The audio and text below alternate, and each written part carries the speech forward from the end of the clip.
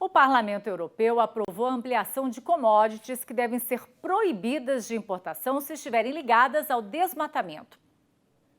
A lista original já incluía a carne bovina, o café e a soja. A proposta é incluir também o milho, a borracha e as carnes de frango, suína e de ovinos e caprinos. Segundo os parlamentares, as commodities não podem ter sido produzidas em terras desmatadas após 31 de dezembro de 2019. Mas, para entrar em vigor, esse pacote de sanções precisa ser aprovado por todos os membros dos 27 países do bloco europeu. Nós pedimos ao Itamaraty um posicionamento a esse projeto de lei proposto pelo Parlamento Europeu que pode afetar exportações brasileiras. Mas até o momento não tivemos retorno. Também solicitamos uma análise ao Ministério da Agricultura sobre os impactos ao setor. Mas até o fechamento dessa edição não fomos atendidos. Em nota, a Frente Parlamentar da Agropecuária diz que entende que a produção feita em área de desmatamento ilegal deve sofrer com os prejuízos determinados pela legislação brasileira e concorda com as restrições dessas áreas. No entanto, defende que toda a produção agropecuária estabelecida de forma legal e seguindo os parâmetros determinados pelo Código Florestal não são cabíveis de embargos ou restrições de qualquer natureza. E sobre esse tema, a gente vai conversar agora com o ex-secretário de Comércio Exterior e sócio da BMJ Consultoria, Welber Barral, que já aparece aqui com a gente. Obrigada por nos atender, bem-vindo. Muito obrigado pelo convite, boa noite. Queria saber como é que o senhor enxerga essa proposta.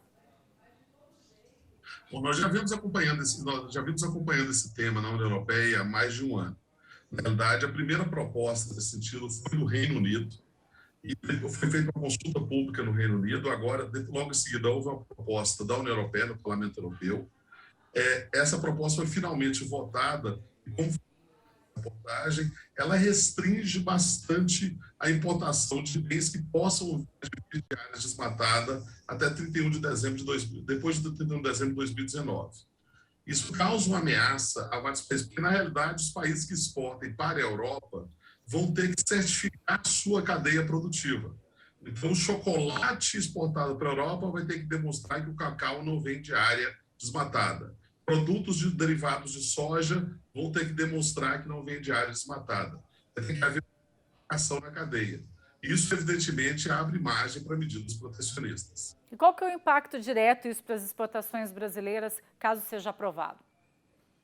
Nós temos dois tipos de impacto. O primeiro deles é o impacto burocrático. Quer dizer, quem exportar para a Europa vai ter que ter certificações, vai ter que ter selos, vai ter que ter um programa de compliance demonstrando que sua cadeia produtiva não vem da área de área desmatada. E isso, evidentemente, causa um custo adicional para as exportações brasileiras, já que a Europa é um mercado premium e é um mercado importante para produtos como carne, como soja, como frango. A segunda consequência é sistêmica, porque, na realidade, um dos objetivos da lei europeia é que ela seja estendida também a outros países. Uma das obrigações que o Parlamento Europeu coloca para a Comissão Europeia é que inclua nos acordos comerciais com terceiros países a obrigação de adotar normas também contra. O Brasil pode ser indiretamente afetado em outros mercados também. E qual que é a representatividade para o mercado europeu aqui para as nossas exportações? Quando você observa a exportação de carne, frango, por exemplo, você vai ter alguma coisa por volta de 10% a 15%.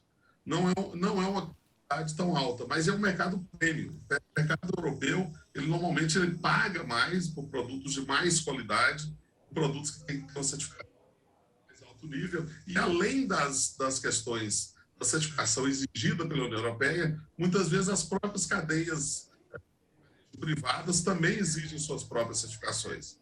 Isso acaba dificultando mais ainda o acesso ao mercado europeu por parte dos exportadores brasileiros.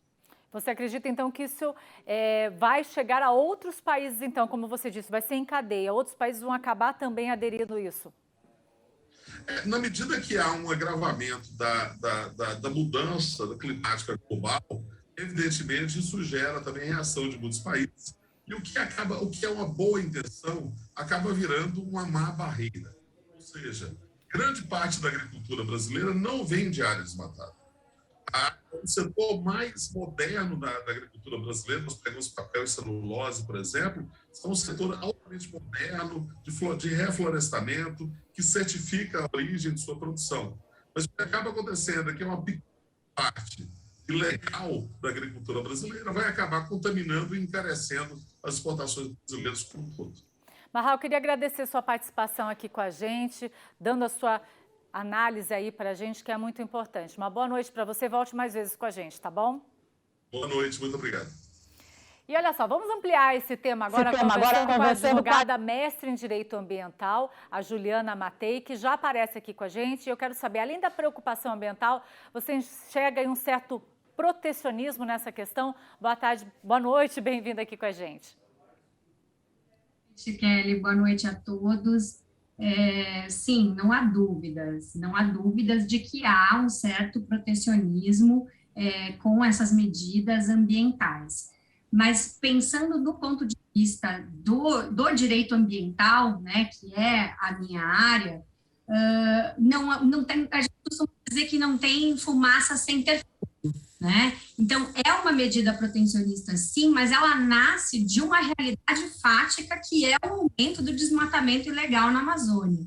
Então, são duas coisas que acabam se conversando aí, e eu teria aqui uma dúzia de outros ditados populares para exemplificar, né, que é aquela coisa de juntar fome com a vontade de comer, e assim vai. E eu queria que você falasse um pouquinho em relação aos prejuízos. Isso pode significar aí possíveis prejuízos para o mercado brasileiro?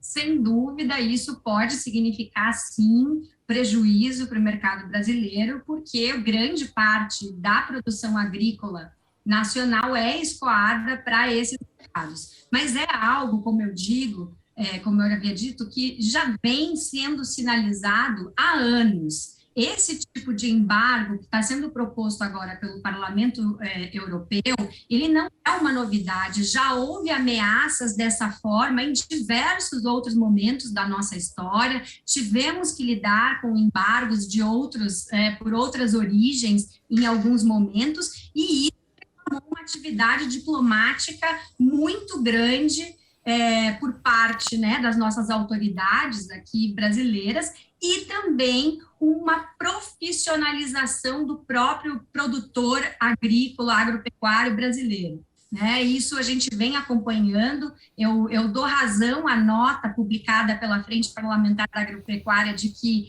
tem que ser separado, né, o bom e o mal, o certo e o errado, que o que deve estar sendo coibido, de fato, é o desmatamento ilegal, né? Aquele desmatamento que está sendo feito ao arrepio da lei ambiental. Então, pode ser que mesmo aquele produtor que esteja adequado à legislação ambiental, que esteja fazendo o seu dever de casa, acabe pagando uma certa parte da conta por essa iniciativa do parlamento agora.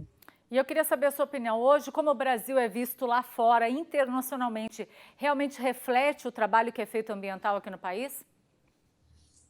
Nós estamos num momento bastante difícil do ponto de vista de relacionamento internacional por conta da imagem que está sendo passada lá fora, no sentido de negar esses fatos que acontecem aqui, né? Apesar de nós sabermos que essas medidas elas podem ter um cunho protecionista, nós temos que saber que nós brasileiros, né, nós Brasil, é que somos interessados em colocar esse produto no mercado. Se esse mercado está cada vez mais exigente com essas questões ambientais, nós temos que nos antecipar e fazer um trabalho que consiga entregar a mercadoria dentro dos parâmetros que são exigidos lá fora para não passar por esse tipo de embargo.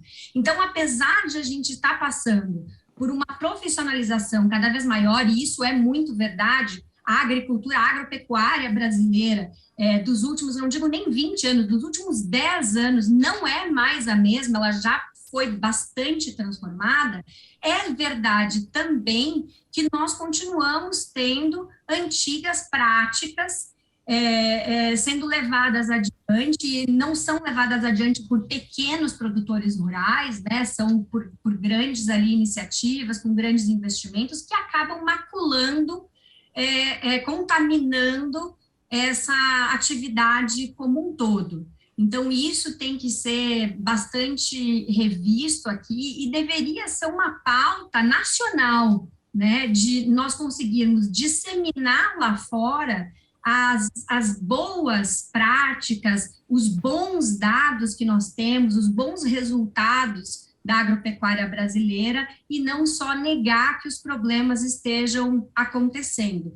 Só para trazer um dado aqui para vocês, nós temos aqui bastante experiência assim, com o produtor rural e a gente ainda enfrenta uma resistência muito grande dos produtores com adequação a alguma legislação ambiental, inclusive, por exemplo, a reserva legal, que no bioma amazônico é de 80%. Então, isso existe desde o Código Florestal de 1965, né? Teve algumas alterações no meio do caminho, é verdade, então talvez seja um pouco mais recente isso, mas há pelo menos 40 anos a gente tem a reserva legal vigorando aí nesse percentual, e a gente continua tendo uma resistência muito grande dos produtores que se sentem vítimas, né, que se sentem em relação a isso. Então, é algo que deveria estar na pauta nacional aí para a defesa do produtor.